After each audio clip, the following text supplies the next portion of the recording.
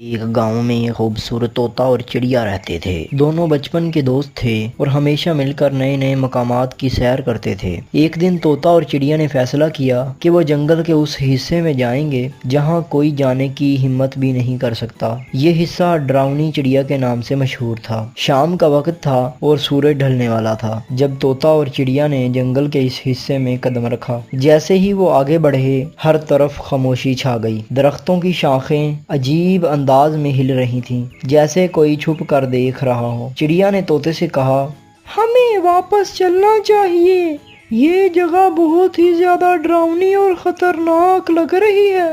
طوطا بہادر تھا اور بولا، ہم یہاں تک آ گئے ہیں، اب واپس نہیں جا سکتے۔ ہمیں دیکھنا چاہیے کہ ڈراؤنی چڑیا کی آخر حقیقت ہے کیا۔ لوگ اس کے بارے میں بڑی باتیں کرتے ہیں، چلو آج اس کی حقیقت معلوم کر لیں۔ وہ دونوں آگے بڑھے اور اچانک ہوا میں ایک سرد لہر آئی۔ درختوں کے بیچ سے ایک عجیب سی آواز آنے لگی۔ جیسے ہی وہ قریب پہنچے، سامنے ایک بڑی اور خوفناک چڑیا نمودار ہوئی۔ اس کی آنکھیں سرخ اور پروں کا رنگ سبز تھا۔ وہ ڈراؤنی چڑیا تھی۔ چڑیا خوفزدہ ہو کر بولی، یہ وہی چڑیا ہے جس کے بارے میں سب بات کرتے ہیں۔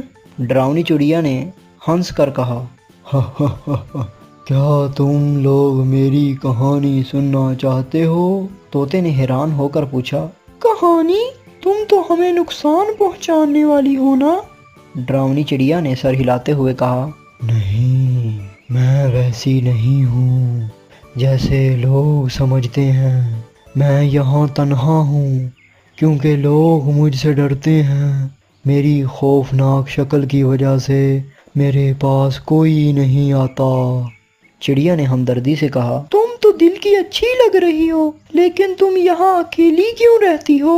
ڈراؤنی چڑیا نے بتایا کہ وہ کبھی ایک عام چڑیا تھی، لیکن ایک دن ایک جادوگر نے اسے ایک خوفناک شکل دے دی تاکہ لوگ اس سے دور رہیں۔ میری شکل کی وجہ سے میں ہمیشہ اکیلی رہی، حالانکہ میں نے ابھی تک کسی کو کوئی نقصان نہیں پہنچایا۔ میں تو ہر کسی کے ساتھ بھلا کرنا چاہتی تھی۔ طوطا اور چڑیا نے اس کی بات سنی اور فیصلہ کیا کہ وہ اسے اپنے گاؤں لے جائیں گے تاکہ لوگ اسے جان سکیں اور اس سے ڈرنا چھوڑ دیں۔ گاؤں میں سب سے پہلے تو ڈراؤنی چڑیا کو دیکھ کر لوگوں نے خوف محسوس کیا، لیکن جب طوطا اور چڑیا نے سب کو اس کی کہانی سنائی تو لوگوں نے اسے قبول کر لیا۔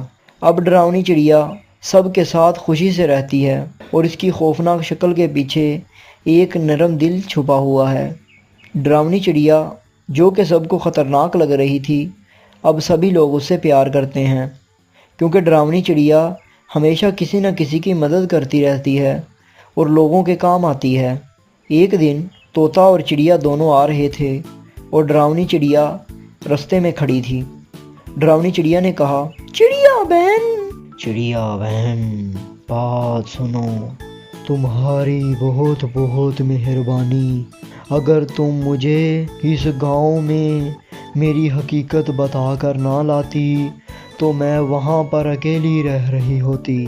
چڑیا نے اس کی بات سن کر کہا، پیاری بہن، فکر کیوں کرتی ہو؟ یہ تمہارا قصور نہیں ہے کہ تمہیں ایک جادوگر نے ایسا بنا دیا۔ یہ تو قدرت کا قانون ہے، ہم نے تو اپنا صرف کام کیا ہے۔